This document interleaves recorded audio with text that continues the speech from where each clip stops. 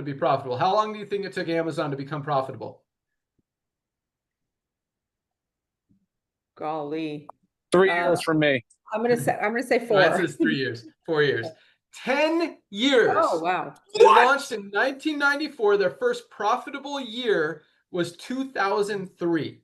It took Amazon 10 years to become profitable. They were burning through millions and millions and tens of millions and hundreds of millions of dollars before they became profitable. We did it in less than 6 months. And same thing with AG1. I don't know how long they've been around, but she continued to say, we're profitable. We're $600 million and we're profitable. She literally said it 3 or 4 times. If you guys watch that interview, again, you go to YouTube, search up CEO of AG1 on CNBC this morning, and you'll find it. But yeah, she said that like 3 or 4 times. So I want to talk about that because she said a lot of stuff that just, it's like she's talking about us. It's like she's talking about what's working in the industry and what's not working. And the thing she had to defend the most was the price. And she's like, well, we're a premium brand.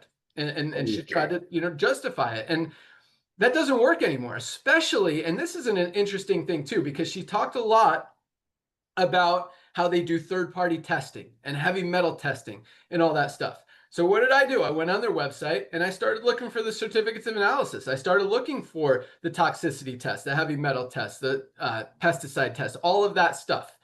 And did I find it? No. So I started a little chat with their little chatbot person thing. And the chatbot didn't know the answer, so they brought on a real person. That person gave me a link to a certificate of analysis that they claim was third party, but it wasn't third party. It was their own test. I'm like, this isn't a third party test. This is your own test. I'm like, all right, so where's the heavy metal test? Where's the toxicity test? Where are all these other tests? And it's funny because they have a page on their website that lists what the tests test for, but they didn't show any tests or any test results. And so I kept pushing them on it. I'm like, and they're like, well, what's your account? I'm like, I don't have an account. And I pretended, I'm like, look, I'm a potential customer. I'm thinking about buying your product, but you talk a lot about how you do third-party testing. I want to see that testing. I want to see that you really do it and that you show it and what the results are. And they're like, oh, great. Okay, yeah, we'll show it to you. Like, all right, where is it? And so we went back and forth for a little bit. Now they say they're going to email me today. I'm like, well, you also said you were transparent. That didn't happen. I'll be, excited if I do see your email. So it's interesting that, they know what people are looking for. They want transparency. They say the right things. And this is with a lot, and, Lisa mentioned it as well.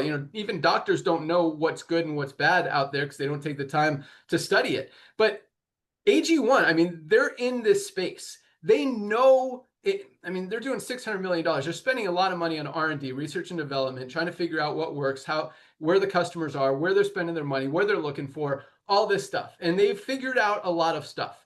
And including the fact that they know what the consumer is looking for. They know the consumers are no longer spending $79, $99 for a single product when they could get a better one for half the price anywhere else. But they're still trying to play this premium quality game. But they also know that consumers want transparency. They want to know what's in the product. They want to know the third-party testing because we're hearing a lot about these contaminants in products and toxins and unhealthy things that a lot of companies, a lot of brands, a lot of products are putting in there that are just not clean. It's a very shady industry. And she talked about that. She said there's a lot of good players, or she said actors, good actors and bad actors. And there's a lot of good actors like Live Good who are doing things right, who are doing the third-party testing, who are using premium, clean, high quality, pure, just cleanest USDA certified organic ingredients. Unlike them, they're not all, they do have some organic, or they say they're organic